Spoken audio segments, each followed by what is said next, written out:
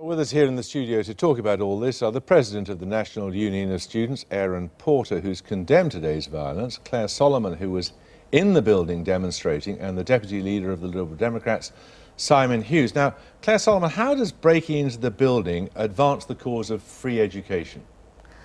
Well, first of all, I'd like to say that today 52,000 people, as reported by the BBC, students and staff, protested to highlight the threats proposed to our education by these proposed cuts. And I think that is the message that we need to be taking today. I think the message we need to take today is that students were very angry and students and staff came out together. And how does your breaking into the building help that cause? Well, I didn't break into the building, and I don't think anybody broke into the building. That is not... You were in the building, weren't you? I was in the building at some point. Were you invited in or something? The doors were open. So you think you just happened to amble in? I think we need to concentrate on the wide... trying to keep you out, I think we need to keep our eye on the wider message here. Why are students angry? They're angry at the government but the point is that people aren't talking about it. Aaron's not talking about it. People are talking about the limits of protest.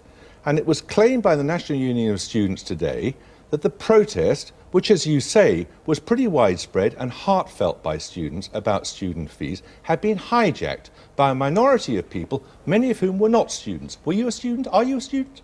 I am a student. Where?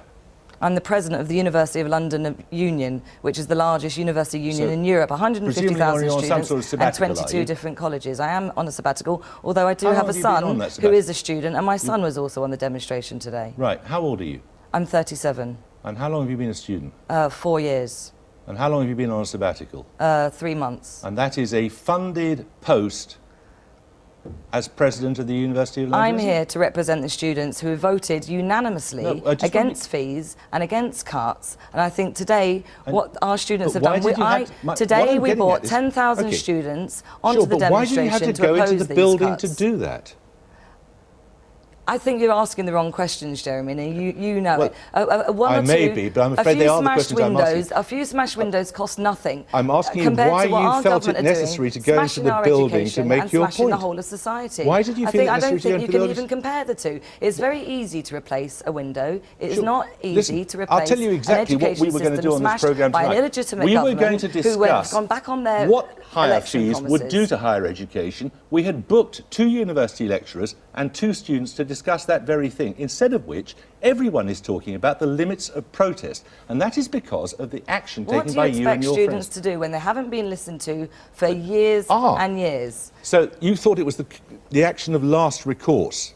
That's why you had to go into the building, because otherwise no one would pay attention. I'm not surprised students have been very angry. Students and staff have been very angry today, no. Why did you feel it necessary to go into the building to make your point? Why did I feel it necessary to be on the demonstration in the first place? Because we're very angry about what the government has been doing. You were part of a very small minority, which the NUS has said ruined the demonstration by going into the building. I'm just interested to know why you thought it necessary. I'm not here speaking on behalf of people who went inside the building or people who smashed windows. You were one of them. Speak on behalf of yourself. There is all sorts of reasons why people did go inside the building. Some were pushed inside, some pushed their way inside, but that is not the question. You were pushed inside, were you? I think you need to go back to the NUS's statement. Why can't you tell us why you did it? I think you need to go back to the NUS's statement when they say that they are appalled by these despicable actions today, and actually we should be condemning the government's actions and not the students' actions. What is clear, Aaron, and this is only the beginning of what's going to be happening. You were the one who used this term, despicable actions, by people you suggested, or some of your colleagues suggested, were not actually students. They clearly were students. Here we have an officer of your union who was part of this protest. I mean, what I said was despicable was acts of violence and of criminal damage, and I absolutely stand by that. There can be no justification for violence. A fire extinguisher was thrown off the top floor of the building. I mean, think that could have killed someone. I don't want to be over-dramatic here. I think it's right to point out that, actually, I want to talk about the issue of tuition fees and why that was such a disaster. But you have signally failed to make any progress, which is why it's necessary for some people, in their view, to invade buildings. Well, what I would say is 50,000 students coming to protest peacefully and within the law actually is a sign of progress, is a sign of dissatisfaction with government policy, and actually an unprecedented level of students in terms of making this issue. And actually, I want to take this forward into constituencies and hold politicians to account. Would you like to tell Clare Solomon why her protest was a mistake, then? Well, I mean, what I would say is I don't think that there is the need to resort to having to break the law for acts of violence, for criminal damage, in order for us to actually make what I think is a very sound issue which actually has public support. And if we mobilise public support, I think we'd have a better chance of beating the government. You've done, the NUS for the first time in many years has actually done a very good job in mobilising students this year, and I've stood with Aaron on many platforms arguing against, and I'm actually really impressed about what's happened today. What is unacceptable is for the leadership of the NUS and the UCU to go against... the leadership of the NUS? No, exactly. Exactly. We finish. For them to go against all of their members, all of their ordinary members who are angry, and actually, you should be standing for the students against the government, not against your own members. Claire, that's the point. And what he's going to do now, and I know this, he's going to be leading the movement against cuts, because I know that Aaron has made promises before that if the Lib Dems go against their manifesto promises, he will himself back the most, what did you call it, the most resistance possible, or something like that. But okay, I know within the parameters of the law. Can we bring in Simon Hughes here? Now, you guys have made this possible. The Liberal Democrats have made this possible. There is no majority Conservative government.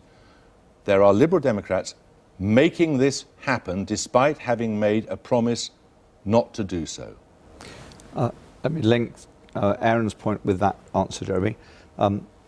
Aaron has to take responsibility for today a bit, because he said his job, I heard him on the television myself last week saying his job was to hunt down Liberal Democrat MPs. Now, to hold you to account. No, hunt down. No, you used the word Aaron. I heard you never, and never to ever Aaron, suggest that we I would saw break the you law. and heard you say hunt down Liberal Democrat want to MPs. hold you to account, You Simon. did say hunt him down. You said to hold him to account. No, you That's said correct. hunt down. I've seen it. I can show you the film, and that's Never not to the. incite violence. Listen. I'm willing, as you know, I've talked to you privately and publicly, I'm willing to have debates with you, but if you think you're going to persuade people by laying siege to them, hunting them down, you're going the wrong... I have to tell you, you're not going the right way about it. You're the experienced politicians who should know not to go against their promises. I think it's wrong to attack that's what I'm going to deal with, Jeremy. Let's deal with it. Of course. The electorate decided there wasn't a majority, so it's not entirely our fault that we were the majority. It's your fault if you choose to break a promise clearly given. Jeremy, we had commitment in our election manifesto to get rid of tuition fees altogether. That was our wish. We didn't win the election. We had made pledges, because if we were going to be able to deliver our election manifesto, we wouldn't have put up tuition fees. There was then a coalition negotiated. That allowed us to abstain from any votes on this issue if we wished to. You know, and we are now abstention is a just vote 2 seconds, for. Claire, 2 seconds. And we're now going through the process. Now we've seen the government's response. I'm not a member of the government. We've seen the government's response. We're now going through the process of talking to members and supporters and students in my constituency and elsewhere before we come to the votes later in this year. Have you decided how to vote yet? I'm talking to... since I spoke to you last, you asked me that question. Exactly, it was 4 weeks ago tonight. It was, I remember. And you said, I need 6 or 7 weeks and I'll come back and tell you. And I will. 4 weeks, And I will. 2/3 of the time, No, when are you any closer to a decision? No, because, well, I'm closer because the vote's coming nearer at the end of the year, of course. But I have, since I spoke to you, as I honestly said I would, I've talked to party members, I've started talking to all the student groups in my patch, and that's the proper thing to do, because I want to know whether they think that the deal that Vince Cable has come up with and the government's come up is a deal that they think will be better for them. And for many students, it is definitely better. Part-time students, no upfront fees at all. Definitely better. Poorer students who won't pay a single penny, much better deal. So there are many pluses. In many areas, the student vote, the students to whom you made a promise, was absolutely crucial in getting Liberal Democrats into Parliament. I want to know what. That's why I'm talking to students. Tell him. Well, I mean, the students that I speak to feel utterly betrayed if there are MPs that are going to break this pledge, because I don't see what's fairer about a trebling of the fees, about a higher rate of interest, about an extension of the loan repayment period. And there is an issue of trust in politics, and Nick Clegg both said that there should be no more broken promises, and there was an explicit promise on this issue. Well, Nick Clegg has already said that he's going to break his promise. He said to me the other day when he was in his office that this is one manifesto pledge that he cannot and will not keep. Well, Nick has made his view clear that it's not deliverable because of the finances and because of the coalition. But he says he's breaking that. Jeremy, that's right. Sure. I spoke to a group of students. Interesting. I spoke to a group of students who we went through the whole debate. They didn't come with a preconceived condition. All of them in that group, in a college in my constituency, London University students, actually said they thought the deal offered by the government was better than the idea of not putting up This for is all a of them. £3 billion cut from the government being Aaron, passed on to I'm just students. saying I to don't you, see what's fair about that. you don't treat He's for all... reporting what he says he was told. And I was surprised about that, because I expected a lot of them would say no, absolutely no increase in fees. And secondly, you know, and this is the real disingenuous part of your position, that your view about what the policy should be, as well as your friend the Labour leader, their view is that it should be graduate tax. Yes, it should be a graduate tax. I think that's fairer than the current system.